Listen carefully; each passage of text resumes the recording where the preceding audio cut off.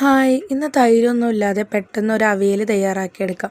അതിനായിട്ട് കുറച്ച് പച്ചക്കറി ചെറുതായിട്ട് അരിഞ്ഞിട്ട് ഒന്ന് ഇട്ട് കൊടുക്കുന്നുണ്ട്. അതിലേക്ക് എരിവിനാവശ്യമായ 2 പച്ചമുളക് ഇട്ട് കൊടുക്കുന്നുണ്ട്. പിന്നെ തൈരൊന്നും ഒഴിക്കാത്തത് കൊണ്ട് തന്നെ ഞാനിവിടെ ഇട്ട് കൊടുക്കുന്നത് തക്കാളിയാണ് കേട്ടോ. ചെറുതായിട്ട് അരിഞ്ഞിട്ട് വലിയൊരു തക്കാളി ഇട്ട് കൊടുക്കുന്നുണ്ട്. കൂടെ തന്നെ 2 തണ്ട് കറിവേപ്പിലയും പൊടികളായിട്ട് 1 സ്പൂണ് മഞ്ഞൾപ്പൊടിയും 1 സ്പൂണ് ഉപ്പും കൂടി ഇട്ട് കൊടുക്കുന്നുണ്ട് കേട്ടോ. എന്നിട്ട് അതിൻ്റെ മുകളിലേക്ക് ഒരല്പം വെളിച്ചെണ്ണ ഒഴിച്ച് കൊടുത്തിട്ട് നന്നായിട്ടൊന്ന് മിക്സ് ചെയ്തെടുക്കുന്നുണ്ട്. എന്നിട്ട് വേവാൻ ആവശ്യമായ വെള്ളം ഒഴിച്ച് കൊടുത്തിട്ട് ഒന്നുകൂടെ മിക്സ് ചെയ്തെടുക്കാം.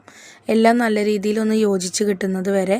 എന്നിട്ട് അടച്ചു വെച്ച് വേവിക്കാം. ഇടയ്ക്കിടയ്ക്ക് തുറന്നു കൊടുത്തിട്ടൊന്ന് ഇളക്കി കൊടുക്കണം. ഒരുപോലെ ഇളക്കി കൊടുത്താലാണ് കഷ്ണങ്ങളൊക്കെ ഒരുപോലെ വെന്ത് കിട്ടുള്ളൂ. അങ്ങനെ കുടഞ്ഞിട്ട് ഇളക്കി കൊടുത്തുകൊണ്ടേ ഇരിക്കുക കേട്ടോ. ഇനി ഇതിലേക്ക് വേണ്ട അരപ്പ് റെഡിയാക്കി എടുക്കാം. അതിനായിട്ട് ഒരു നാളികേരത്തിൻ്റെ അരമുറിയാണ് കേട്ടോ ഇവിടെ എടുത്തിട്ടുള്ളത്. അതിലേക്ക് 2 ചെറിയ ഉള്ളി തൊലി കളഞ്ഞതും 2 സ്പൂണ് ജീരകം കൂടി ഇട്ട് കൊടുത്തിട്ടൊന്ന് അടിച്ചെടുത്തിട്ട് വരാം.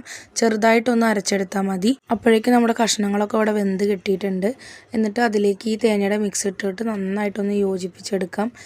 കഷ്ണങ്ങളും തേങ്ങയുടെ മിക്സൊക്കെ നന്നായിട്ടൊന്ന് യോജിച്ച് വരട്ടെ. അപ്പോൾ നമ്മുടെ അവിയൽ ഇവിടെ റെഡി ആയിട്ടുണ്ട്.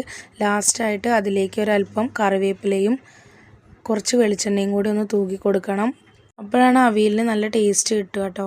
അപ്പോൾ നമ്മുടെ അവിയൽ ഇവിടെ റെഡി ആയിട്ടുണ്ട്. എല്ലാവരും തൈരൊന്നും ഇല്ലയെന്നുണ്ടെങ്കിൽ തക്കാളി ഇട്ടിട്ട് ഇതുപോലെ ഒന്ന് ഉണ്ടാക്കി നോക്കണം. നല്ല ടേസ്റ്റാണ്. അപ്പോൾ വീഡിയോ ഇഷ്ടമായ സപ്പോർട്ട്